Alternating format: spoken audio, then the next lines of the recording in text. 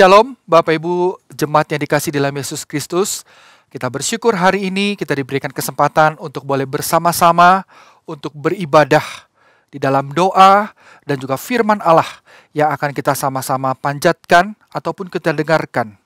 Mari sebelum kita memulai seluruh aktivitas ibadah doa pada sore sampai malam hari ini, mari kita mengambil saat teduh di hadapan Tuhan. Mari kita bersaat teduh.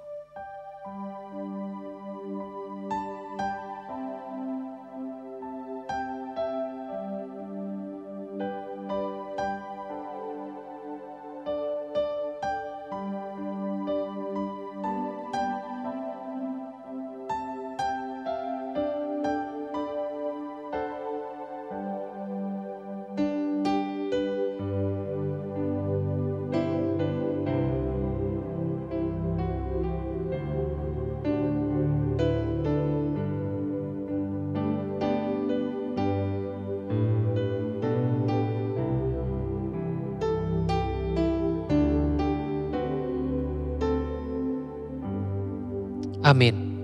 Firman Tuhan di dalam Yohanes pasal yang pertama ayat ke-14, demikian firman Tuhan. Firman itu telah menjadi manusia dan diam di antara kita.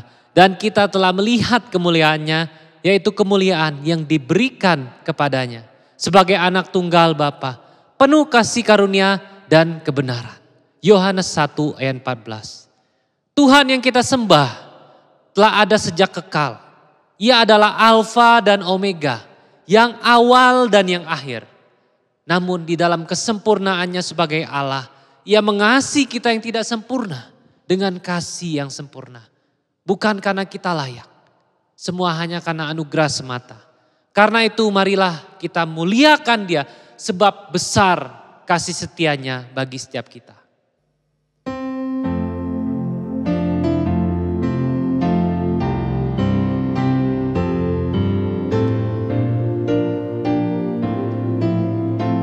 Bersama katakan mulia bagi Allah. Mulia bagi Allah, kasih-Nya besar, putranya diberikan untuk kaum berdosa. Ya rela disalib bagi manusia, terbukalah pintu selamat bagiku. Pujilah, pujilah, dengarlah sabdanya. Pujilah, pujilah, umat bergiranglah menghadap Allah di antar anaknya. Genaplah penebusan mulia baginya. Darah anaknya jadi penebusan, itu janjinya bagi yang percaya. Dan dosaku betapapun besarnya, Ia menghapus dan membasuh semuanya. Pujilah, pujilah, dengarlah sabdanya. Pujilah, pujilah, umat bergiranglah menghadap Allah di antar anaknya. Genaplah penebusan mulia baginya. Ia mengajarkanku kebenarannya, sungguh senangku di dalam putranya. Amat sukacita tiada bandingnya, ketika aku melihat wajahnya. Pujilah, pujilah, dengarlah sabdanya. Pujilah, pujilah, umat bergiranglah menghadap Allah di antar anaknya. Genaplah penebusan mulia baginya. Jemaat yang dikasihi Tuhan, mari kita datang di hadapan Tuhan dengan hati yang terbuka. Firman Tuhan di dalam 1 Yohanes 1 ayat 9 berbunyi demikian. Jika kita mengaku dosa kita, maka Ia adalah setia dan adil, sehingga Ia akan mengampuni segala dosa kita dan menyucikan kita dari segala kejahatan. Karena itu, marilah di kesempatan ini kita mengakui segala dosa dan pelanggaran kita, serta memohon pengampunan daripada Tuhan dan minta kekuatan daripada Tuhan untuk menang atas dosa-dosa kita. Mari kita berdoa. Ya Tuhan, pada hari ini kami mau datang bersama untuk mengakui segala pelanggaran kami Tuhan. Untuk mengakui segala dosa kami yang kami lakukan dengan perkataan, dengan pikiran, dengan perbuatan kami. Baik itu sengaja maupun tidak kami sengaja Tuhan. Kami mohon Tuhan yang mengampuni dosa-dosa kami ini Tuhan. Kau layakkan kami Tuhan. Layakkan kami untuk datang di hadirat-Mu. Layakkan kami untuk menyembah-Mu. Layakkan kami untuk menerima kebenaran-Mu Tuhan. Dan biarlah sungguh Tuhan yang menolong kami semua di dalam keterbatasan kami ini untuk lepas dari segala keterikatan Tuhan. Kami berdoa Tuhan, kiranya Engkau memberikan kekuatan bagi setiap kami untuk menang atas segala godaan, atas segala keinginan-keinginan yang jahat yang berusaha untuk menjauhkan kami daripada-Mu. Kami tahu Tuhan, jikalau kami mengandalkan kemampuan kami sendiri, kami tidak akan mampu menang atas dosa. Tapi kami tahu, kami punya kuasa di dalam Tuhan Yesus. Tuhan sendiri yang akan memampukan kami untuk menang atas dosa. Karena itu Tuhan, inilah diri kami mau bawa hidup kami di hadapan-Mu. Kami tidak mau menyembunyikan apapun Tuhan. Sebab segala sesuatu terbuka di hadapan Tuhan. Karena itu Tuhan, kami mohon sekali lagi, Tuhan yang melayakkan kami. Tuhan yang memberikan pengampunan bagi setiap kami, jemaat-Mu ini Tuhan. Inilah doa kami. Di dalam nama Yesus, Tuhan dan Juru Selamat kami yang hidup, kami berdoa. Amin.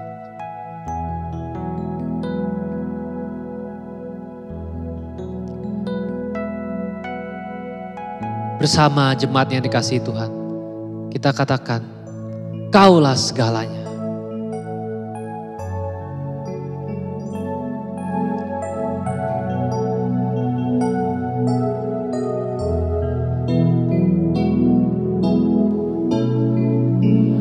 Kaulah segalanya di dalam hidupku. Kerajaan-Mu, kebenaran-Mu, itu bagianku. Kaulah yang kupandang, Kaulah yang kupandang selama hidupku. Mengasihi-Mu, memuliakan-Mu, Bapa dan Rajaku.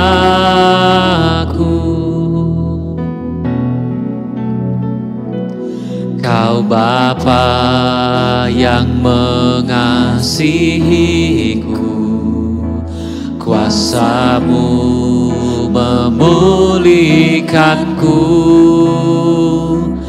Hati yang baru Kau berikan, untukku dapat melihat rencana-Mu indah bagiku. Kau ada di setiap jalanku. Hatiku haus dan lapar akan Engkau. Kaulah segalanya Tuhan, Kaulah segalanya di dalam hidupku. Kerajaanmu, kebenaranmu, itu bagianku. Kaulah yang ku pandang selama hidupku, mengasihimu, memuliakanmu, Bapa dan Rajaku. Kaulah segalanya Tuhan, Kaulah segalanya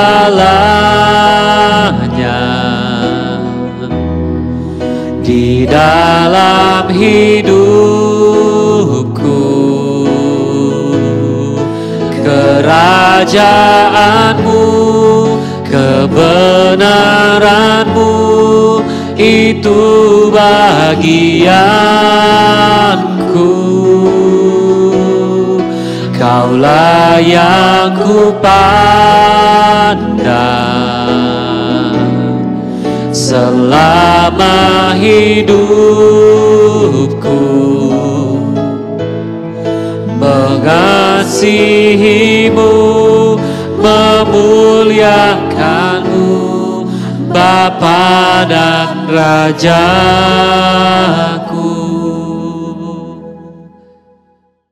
Puji Tuhan, firman Tuhan pada hari ini terambil di dalam Roma pasal yang ke-8, ayat yang ke-9 sampai dengan ayat yang ke-17. Dengan tema kita hari ini berbicara soal hidup dalam pimpinan Roh Kudus, yang merupakan satu seri kelanjutan dari pembahasan tentang surat Roma, surat Paulus kepada jemaat di Roma. Demikian firman Tuhan di dalam Roma pasal yang ke-8, ayat 9 sampai dengan ayat yang ke-17. Tetapi kamu tidak hidup dalam daging, melainkan dalam roh. Jika memang roh Allah diam di dalam kamu, tetapi jika orang tidak memiliki roh Kristus, ia bukan milik Kristus. Tetapi jika Kristus ada di dalam kamu, maka tubuh memang mati karena dosa, tetapi roh adalah kehidupan oleh karena kebenaran. Dan jika roh Dia yang telah membangkitkan Yesus dari antara orang mati diam di dalam kamu, maka Ia yang telah membangkitkan Kristus Yesus dari antara orang mati akan menghidupkan juga tubuhmu yang fana itu oleh roh-Nya yang diam di dalam kamu. Jadi saudara-saudara, kita adalah orang berhutang, tetapi bukan kepada daging supaya hidup menurut daging. Sebab jika kamu hidup menurut daging, kamu akan mati. Tetapi jika oleh roh kamu mematikan perbuatan-perbuatan tubuhmu, kamu akan hidup. Semua orang yang dipimpin roh Allah adalah anak Allah. Sebab kamu tidak menerima roh perbudakan yang membuat kamu menjadi takut lagi, tetapi kamu telah menerima roh yang menjadikan kamu anak Allah. Oleh roh itu kita berseru, ya Aba, ya Bapa. Roh itu bersaksi bersama-sama dengan roh kita bahwa kita adalah anak-anak Allah. Dan jika kita adalah anak, maka kita juga adalah ahli waris. Maksudnya, orang-orang yang berhak menerima janji-janji Allah, yang akan menerimanya bersama-sama dengan Kristus, yaitu jika kita menderita bersama-sama dengan Dia, supaya kita juga dipermuliakan bersama-sama dengan Dia. Sejauh ini pembacaan firman Tuhan.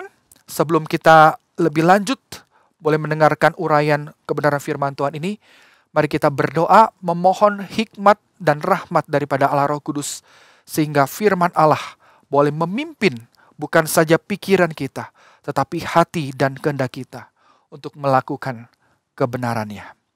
Mari Bapak Ibu, Saudara dikasihi Tuhan, kita berdoa.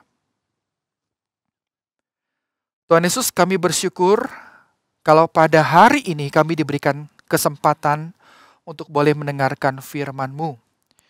Firman yang akan mengajak kami, Tuhan, bagaimana kami itu hidup di dalam roh. Kami tidak lagi hidup di dalam Taurat. Kami tidak lagi hidup di dalam aturan-aturan, tetapi kami hidup di dalam roh sehingga apa yang kami lakukan, apa yang kami perbuat, itu berkenan di hadapan Tuhan dan memuliakan nama Tuhan. Mari pimpin hamba-Mu di dalam kelemahan ini, sehingga setiap kami sama-sama boleh belajar kebenaran firman Tuhan, baik setiap kami yang mendengar ataupun juga yang menyampaikan.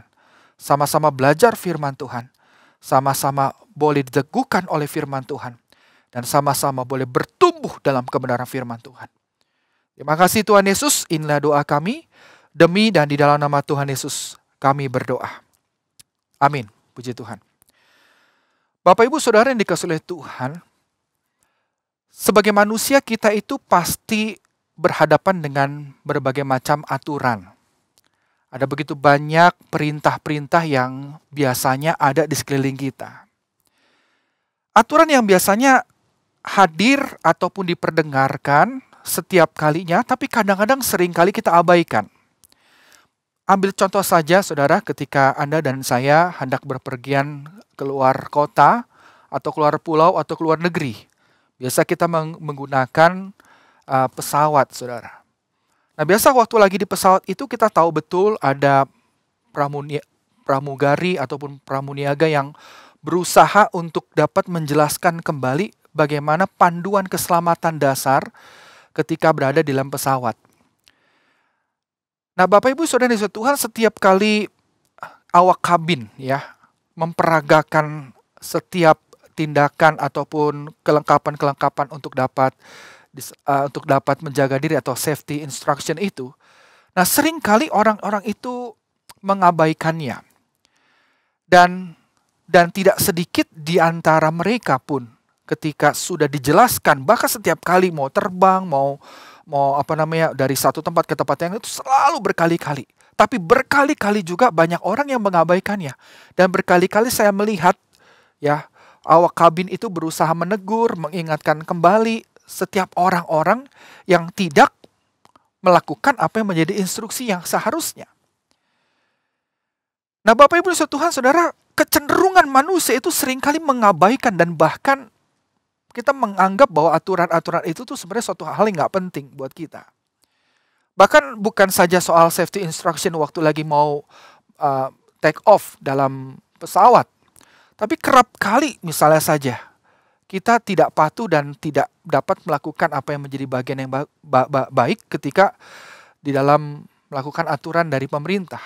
Ambil contoh juga ketika aturan larangan mudik di bulan Mei, yaitu tanggal 6 sampai 17 Mei, di mana pemerintah itu melarang ya untuk masyarakat mudik atau kembali ke kampung halaman mereka masing-masing. Nah, berbagai macam usaha, informasi, sosialisasi itu disampaikan berkali-kali. Bahkan juga dalam informasi tersebut ada sanksi-sanksi tegas yang sudah disampaikan, yang akan ditegakkan oleh aparat. Tetapi apa yang terjadi, Bapak Ibu Saudara yang dikasihi Tuhan, menjelang di antara tanggal 6 sampai 17 Mei itu, di mana saat larangan itu diberlakukan, tidak sedikit, saudara, di antara masyarakat ini pun tetap melanggar apa yang menjadi aturan. Menurut catatan, hampir 20.000 kendaraan itu pun harus ditindak oleh petugas. Di antara mereka itu harus putar balik, beberapa di antara mereka harus ditahan, beberapa di antara mereka itu harus ditindak, saudara.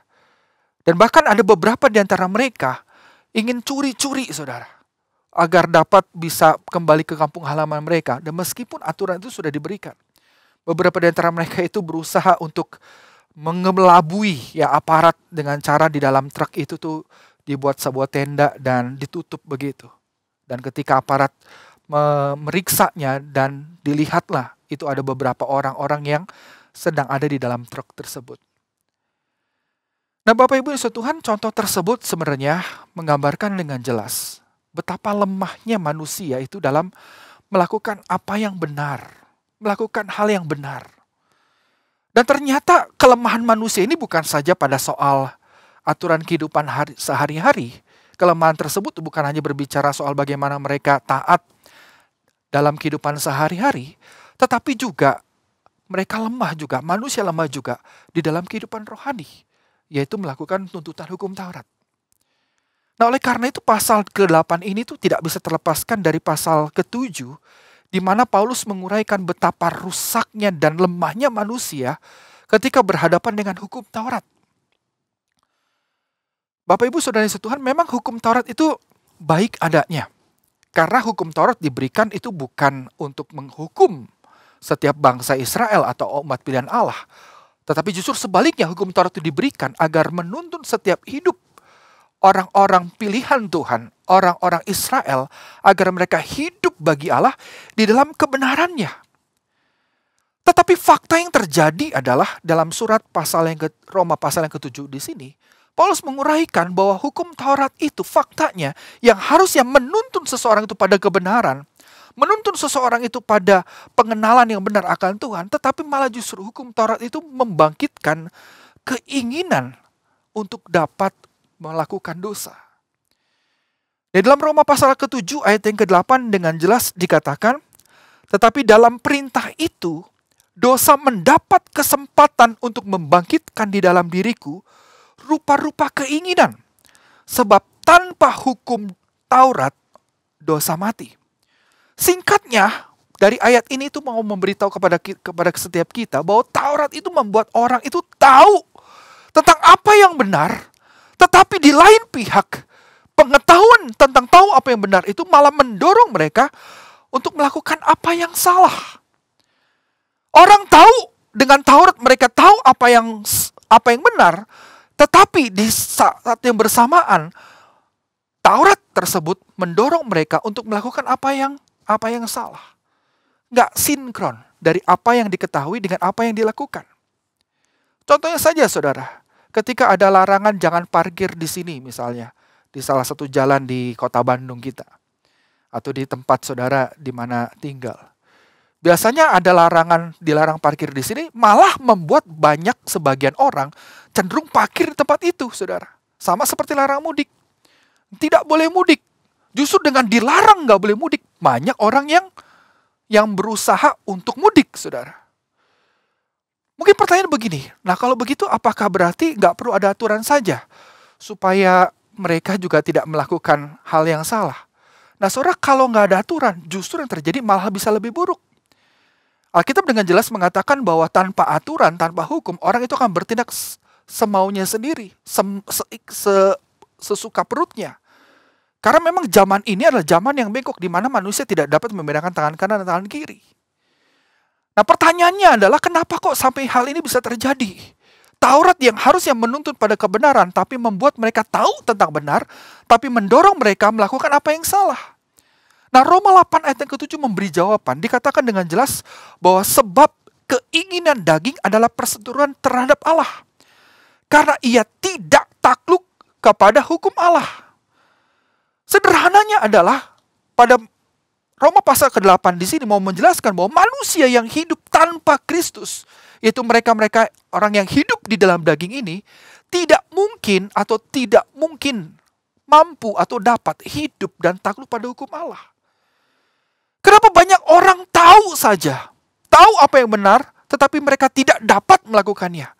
Karena keinginan daging itu adalah perseteruan dengan Allah.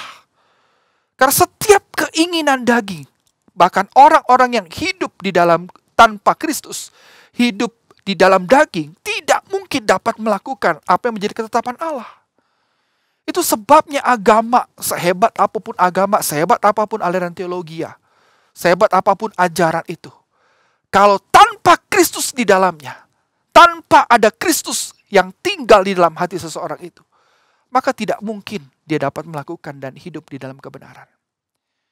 Itu sebabnya Paulus mau menyatakan ada persoalan terbesar di dalam hati dan tabiat seorang manusia, yaitu kenapa ketika berhadapan dengan Taurat. Karena Taurat itu malah membuat mereka untuk mendorong mereka membangkitkan keinginan untuk berdosa. Yang kedua adalah, Paulus juga mau mengingatkan bahwa ternyata hukum Taurat itu bukan saja mendorong mereka untuk melakukan apa yang berdosa, tetapi hukum Taurat juga membawa kepada kematian, saudara. Roma pasal 7 ayat 10 sampai dengan ayat 11 dikatakan, dan perintah yang seharusnya membawa kepada hidup, ternyata bagiku justru membawa kepada kematian. Sebab dalam perintah itu dosa mendapat kesempatan untuk menipu aku, dan oleh perintah itu ia membunuh aku. Taurat itu benar dan hidup, justru malah menghasilkan dosa dan kematian. Dan ini merupakan satu paradoks yang hadir di dalam kehidupan manusia dan menjelaskan dengan sangat konkret mengapa orang-orang Israel yang taat dan patuh dan tunduk pada Taurat justru tidak pernah membuat mereka hidup dalam kehidupan dan bertumbuh dalam buah-buah rohani. Orang-orang Israel yang harusnya memahami Taurat itu sebagai satu bagian karya Allah, tetapi justru karena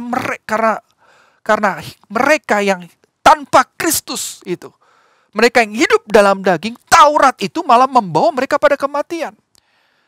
Karena apa, saudara? Karena tidak ada satupun di antara mereka ketika mereka melakukan hukum Taurat, itu membuat mereka bertumbuh dan menghasilkan buah-buah rohani. Maka itulah juga yang terjadi, saudara. Bapak Ibu saudara yang dikasih oleh Tuhan. Itu yang terjadi di dalam sikap hati dan perilaku para pemuka-pemuka agama di zamannya Tuhan Yesus. Di mana mereka tuh hidupnya itu, kelihatannya adalah orang-orang yang melayani Tuhan. Orang-orang yang kelihatannya adalah orang-orang yang mengasihi Tuhan. Tetapi justru sebaliknya, pengetahuan, tindakan, sikap mereka di dalam melakukan hukum Taurat membuat mereka bukan semakin rendah hati dan menghasilkan buah kebenaran, tetapi malah membuat mereka tuh sombong dan merasa lebih benar dibandingkan dengan orang lainnya. Bahkan aturan Taurat, saudara, ya, seperti protokol kesehatan atau protokol Taurat yang harusnya menuntun seseorang itu pada kebenaran, malah aturan-aturan itu membatasi seseorang untuk berbuat baik kepada sesama, berbuat menghargai dan mengasihi sesama dan seterusnya. Dan itu juga yang menjadi teguran, menjadi konsentrasi pelayanan daripada Tuhan Yesus kepada orang-orang Israel yang saat itu mereka melakukan Taurat. Justru dengan Taurat mereka memisahkan diri dengan orang berdosa. Justru dengan Taurat mereka tidak bisa berbuat kasih di hari Sabat. Justru dengan Taurat itu membatasi diri mereka untuk melakukan berbagai macam hal-hal yang benar di hadapan Tuhan.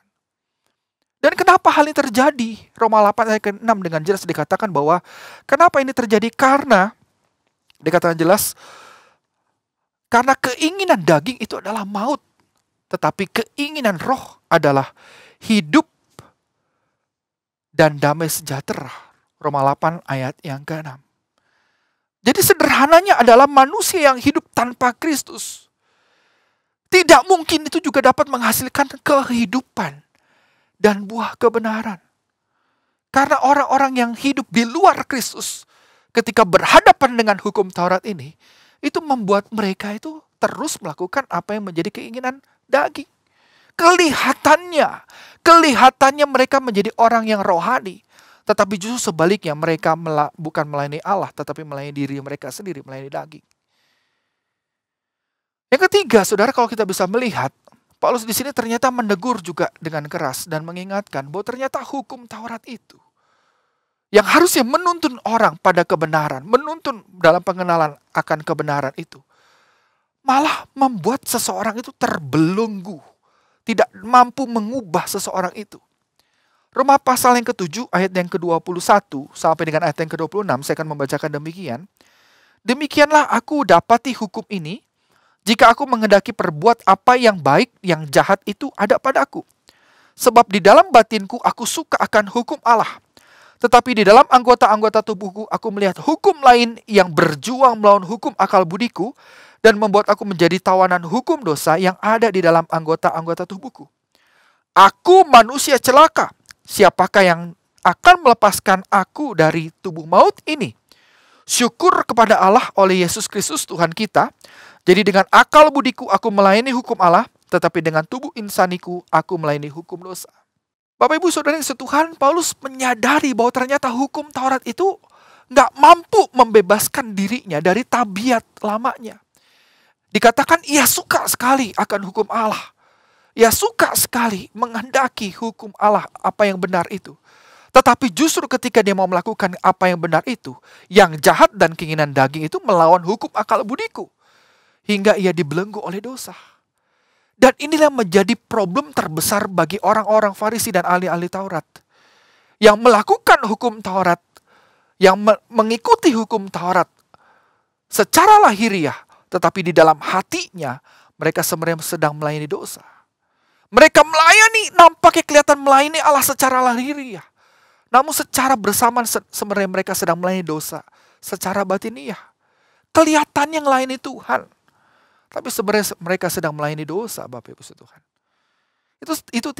Itu sebabnya tidak heran Tuhan Yesus menyebut orang Farisi dan ahli-ahli Taurat tersebut yang melakukan hukum Taurat itu hanya sebagai bagian daripada ritual keagamaan mereka. Tuhan Yesus menegur dan mengatakan kepada mereka bahwa mereka itu seperti kuburan yang dilabur putih.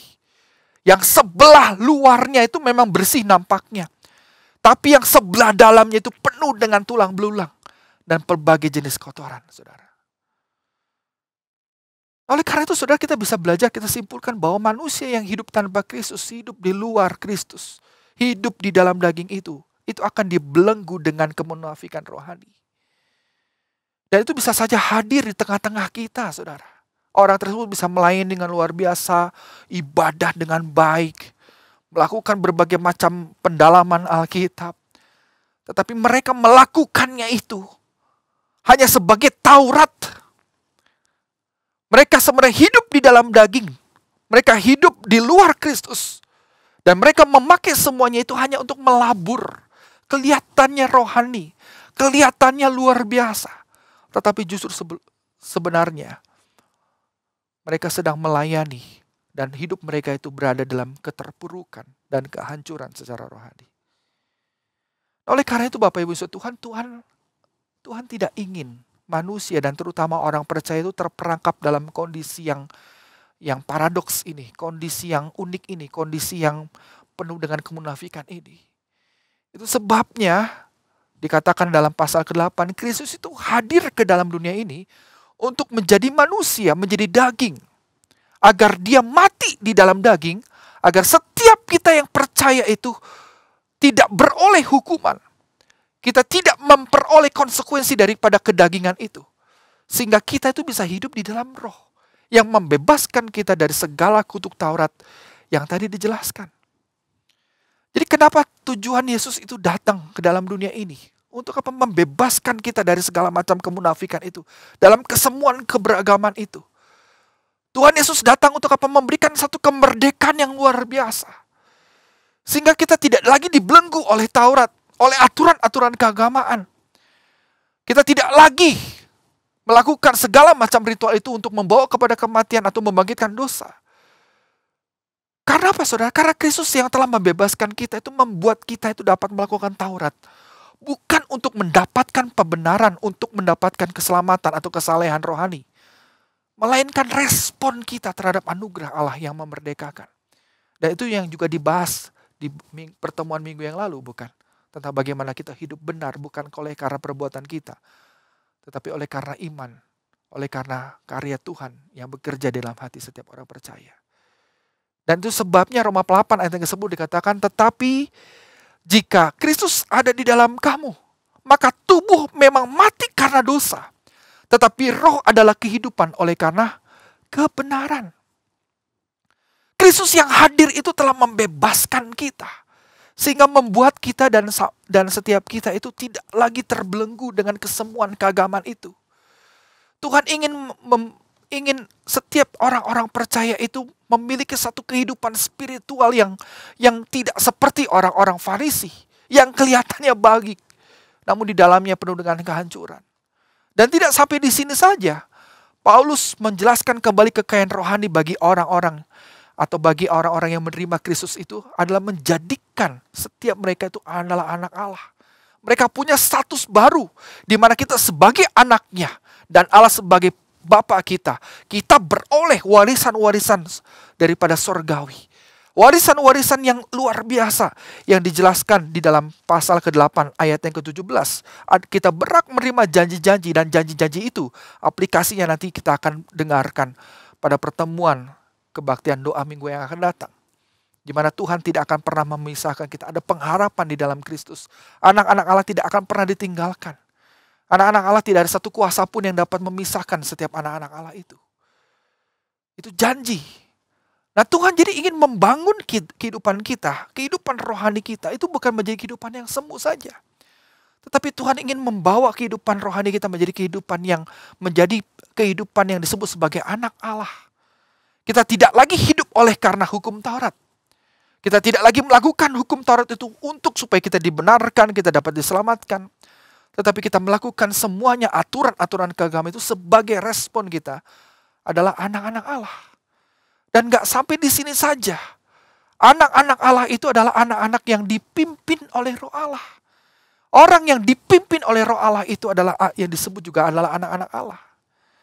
Nah saudara, apa yang maksud dengan dipimpin oleh Roh Allah yang menjadi tema kita? Itu artinya sederhana, membiarkan roh itu. Roh Allah, Roh Kudus itu memimpin hidup kita. Untuk apa? Untuk bebas, yang pertama, untuk bebas merdeka dari segala tuntutan daging. Sebagaimana yang dijelaskan tadi dalam Roma pasal 7 itu. Artinya dengan Roh Allah itu kita mampu mengatasi dan menang atas setiap belenggu kedagingan kita. Dipimpin Roh Allah itu berarti Anda merdeka. Anda bebas dari segala tuntutan daging itu dan kita mampu mengatasinya itu. Bapak Ibu Saudara yang setuhan, suatu kali ada seorang murid datang kepada seorang guru. Dia berkeluh kesah karena dia sering kali mengalami atau mempunyai kebiasaan-kebiasaan buruk.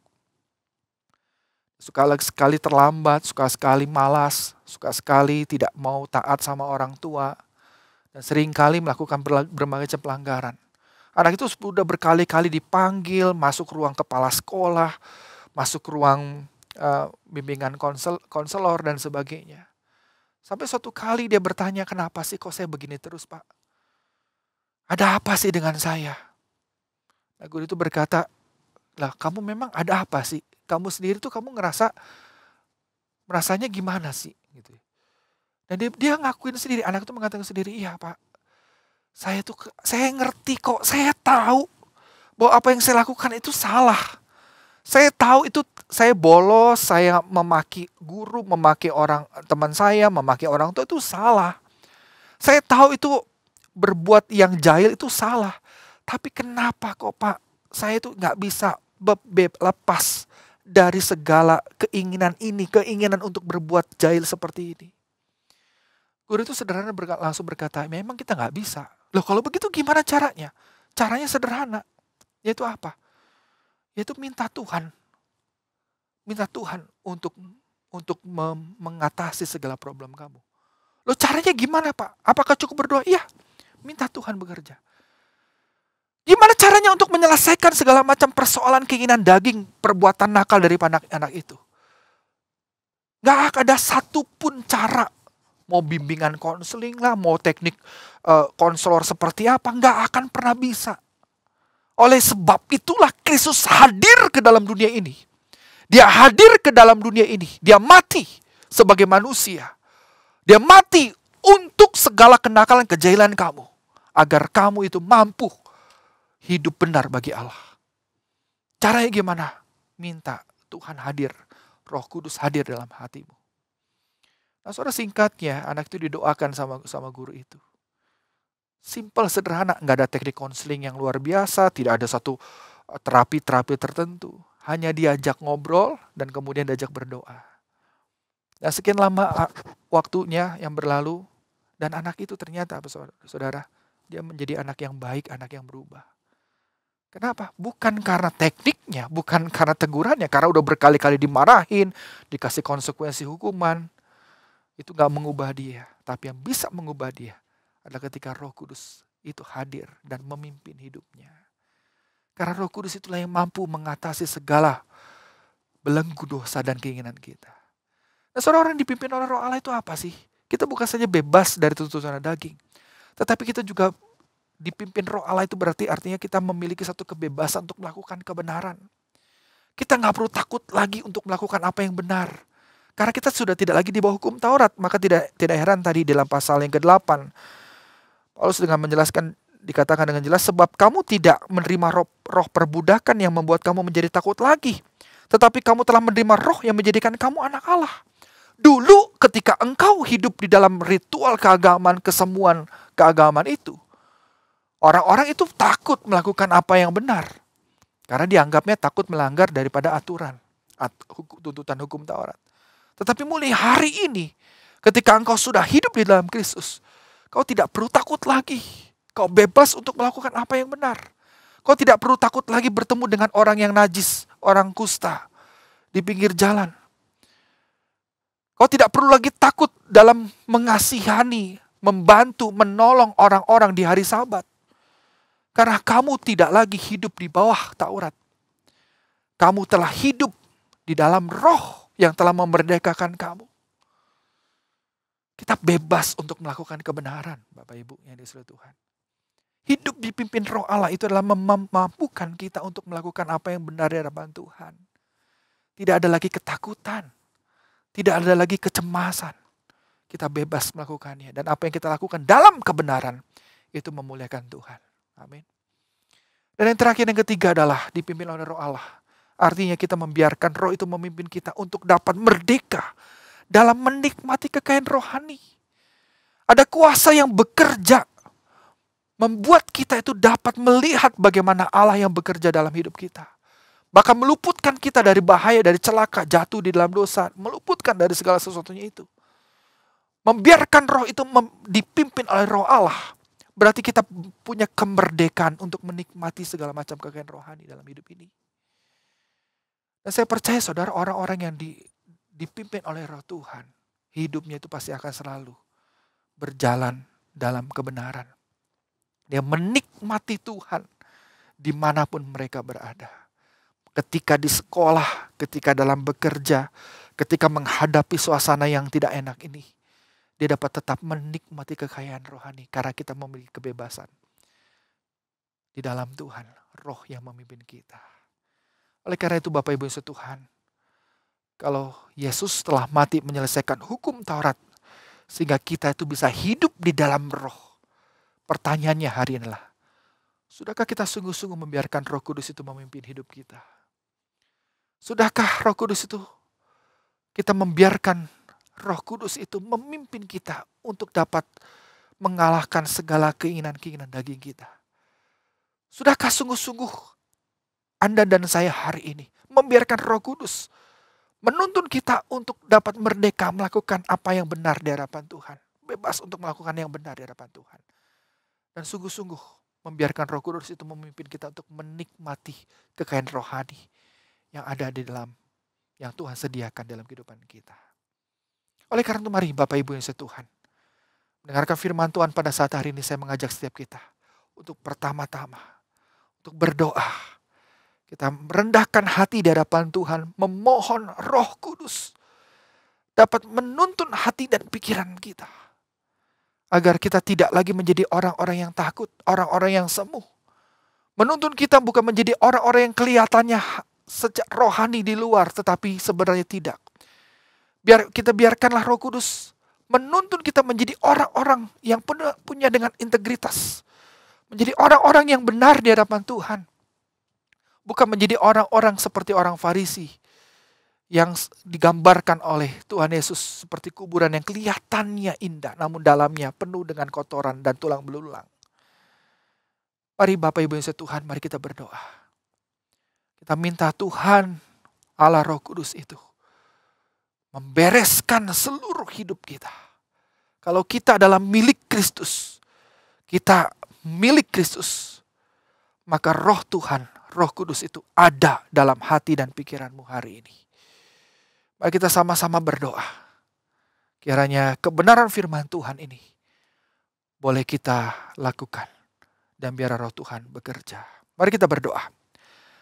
Tuhan, ajarlah setiap kami untuk tunduk dalam pimpinan Roh Tuhan. Karena pimpinan Roh Tuhan tidak membuat kami hidup dalam kesemuan dalam keagamaan ini. Hidup di dalam Roh itu membawa kami untuk bebas. Bebas untuk melakukan apa yang benar di hadapan Tuhan. Kami merdeka untuk menikmati kekayaan rohani, bahkan terlebih daripada itu. Ketika kami membiarkan Roh Kudus menuntun dan memimpin hidup kami, yang dimana kami adalah milik Kristus. Kami mampu mengalahkan segala keinginan dan tabiat lama kami, Tuhan.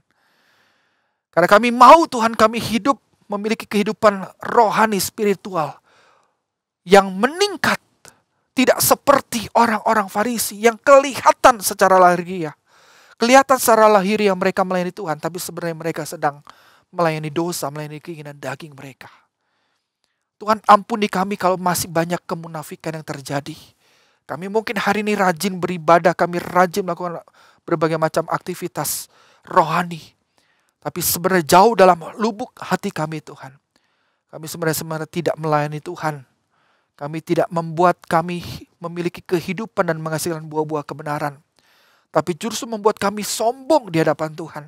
Membuat kami lebih benar, lebih hebat dibandingkan dengan orang-orang lain. Ampuni kami Tuhan. Karena kami tidak mau hidup dalam kesemuan agama Tuhan. Kami mau hidup dalam sukacita di dalam pimpinan roh Tuhan. Sehingga hidup kami menghasilkan buah. Mari Tuhan senantiasa pimpin kami. Senantiasa sertai kami. Dan kami percaya Tuhan Kau mendengar doa kami. Di dalam nama Yesus Kristus kami berdoa.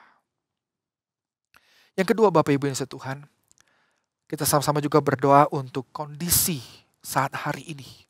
Pandemi COVID-19 yang membuat kita saat ini bergumul baik secara kesehatan ataupun juga secara ekonomi.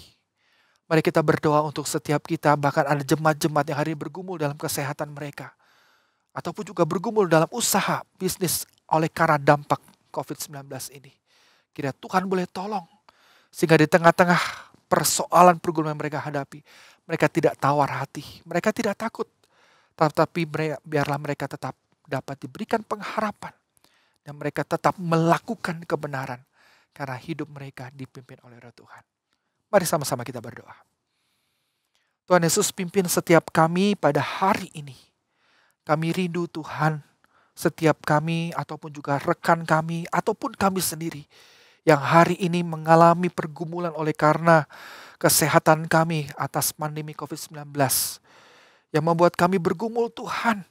Ada juga rekan-rekan jemaat kami Tuhan, rekan-rekan saudara seiman kami yang harus berjuang di rumah sakit untuk kondisi kritis mereka Tuhan. Kami berdoa di dalam nama Yesus Kristus. Kiranya Roh Tuhan menolong mereka, menyertai mereka, menggenggam hati dan pikiran mereka Tuhan. Sehingga di tengah-tengah persoalan kesehatan yang mereka hadapi ini, di tengah-tengah masa krisis yang mereka hadapi ini, mereka tidak tawar Tuhan, mereka tidak takut. Tetapi biarlah mereka berani menghadapi semuanya ini dalam pimpinan Tuhan. Karena Roh Allah adalah Roh yang bekerja. Roh Kudus yang bekerja dalam hati setiap orang percaya. Dan Tuhan yang menyembuhkan, Tuhan yang memulihkan buat setiap mereka. Dan juga kami berdoa untuk setiap kami Tuhan. Ataupun juga setiap rekan-rekan kami. Yang oleh karena pandemi ini membuat kami bergumul oleh karena usaha pekerjaan kami. Tidak sedikit di antara kami Tuhan yang harus berjuang untuk mencukupi kebutuhan keluarga. Yang harus Tuhan berjuang untuk tetap dapat membuat keluarga itu dengan baik. Kami berjuang Tuhan di tengah-tengah situasi ini yang tidak menentu ini. Oleh karena itu Tuhan pimpin setiap kami Tuhan. Pimpin setiap jemaat Tuhan. Agar di tengah-tengah masa pandemi ini, di tengah-tengah kesulitan yang terjadi saat hari ini, mereka tetap berharap kepada Tuhan. Mereka tetap berani untuk dapat menghadapi semuanya ini dalam pimpinan Tuhan. Dan jangan membuat mereka Tuhan, jauhkan mereka Tuhan dari segala tindakan-tindakan yang cemar. Tindakan-tindakan yang penuh dengan kedagingan. Biarlah Tuhan di tengah-tengah pergumulan yang dihadapi ini tidak membuat mereka cemas. Tidak mereka kehilangan akal budi. Tetapi mereka punya harapan dan kekuatan di hadapan Tuhan. Pimpin Tuhan, biarlah Roh Kudus memimpin mereka. Dan memimpin setiap kami. Sehingga kami tetap berjalan dalam kebenaran. Di dalam firman Allah. Sebagaimana yang kami dengar. Terima kasih Tuhan Yesus, inilah doa kami. Demi dan di dalam nama Tuhan Yesus Kristus, kami berdoa. Yang ketiga, Bapak Ibu yang dikasihi Tuhan. Mari kita berdoa untuk pemerintah yang berusaha semaksimal mungkin untuk dapat mengatasi pandemi COVID-19 di negara kita. Yang hari ini dalam rasio yang cukup memuncak, yang cukup tinggi sekali, banyak penderita-penderita yang terpapar COVID-19. Kita berdoa untuk program pembatasan sosial yang terjadi di Pulau Jawa selama 2 minggu, kiranya boleh berjalan dengan baik dan pakai pemerintah untuk terus menyuarakan protokol kesehatan dan terus mengatasi sehingga pandemi ini boleh diselesaikan dengan baik. Mari sama-sama kita berdoa untuk pokok doa yang ketiga ini. Mari kita berdoa. Tuhan, kami juga berdoa menyerahkan untuk pemerintah kami. Kami bersyukur untuk pimpinan, untuk presiden dan wakil presiden bersama dengan jajarannya, yang secara khusus selama 2 minggu di awal bulan Juli ini Tuhan, lakukan satu pembatasan sosial Tuhan, agar setiap masyarakat itu tetap dapat terjaga kondisi kesehatan mereka dan menghentikan penyebaran infeksi virus COVID-19. Tuhan, kami menyerahkan juga untuk masyarakat agar di tengah-tengah masa pembatasan sosial ini Tuhan, mereka tetap taat, melakukan itu dengan tertib, melakukan itu dengan patuh, sehingga program pemerintah ini dalam mengatasi pandemi ini boleh dilaksanakan dengan baik dan setiap kami masyarakat boleh terbebas dari virus COVID-19. Tuhan, kami menyadari kami lemah terhadap aturan. Kami lemah terhadap larangan Tuhan. Tetapi biar roh Tuhan bekerja di tengah-tengah bangsa ini Tuhan. Membuat mereka sadar Tuhan. Celikan mata hati mereka. Agar mereka mau tunduk dan patuh. Karena sebagaimana firman Tuhan mengatakan. Bahwa negara, bangsa di mana Tuhan menetapkan itu adalah perwakilan daripada Engkau. Tuhan berbicara, memakai negara untuk menyatakan kehendak-Nya. Oleh karena itu Tuhan, celikan hati, lembutkan hati setiap bangsa dan masyarakat Indonesia ini, agar mereka tetap melakukannya, setiap protokol itu dengan baik, dan mereka mau mengikuti setiap aturan-aturan dengan bijaksana, dengan takut, dan dalam kebenaran. Dan pakai gereja Tuhan untuk terus menyuarakan hal ini. Untuk terus Tuhan mendoakan dan ikut berpartisipasi untuk dapat menyukseskan program pemerintah ini, pembatasan sosial ini. Sehingga setiap kami dapat sekali lagi terbebas dari pandemi yang membuat setiap kami bergumul ini. Terima kasih Tuhan Yesus. Inilah doa kami. Kami percaya Tuhan bekerja. Kami percaya Roh Kudus memimpin baik gerejanya atau juga bangsa ini.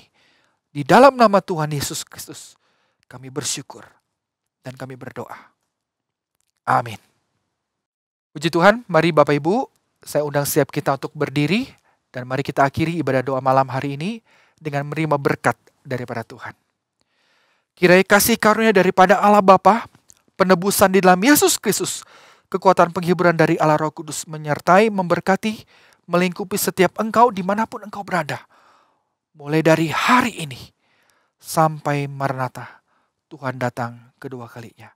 Serta menuntun setiap engkau, hidup engkau dalam pimpinan Roh Tuhan.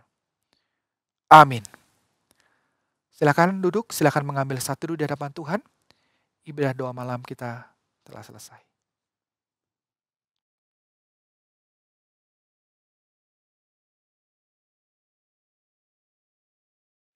Turn your eyes upon Jesus.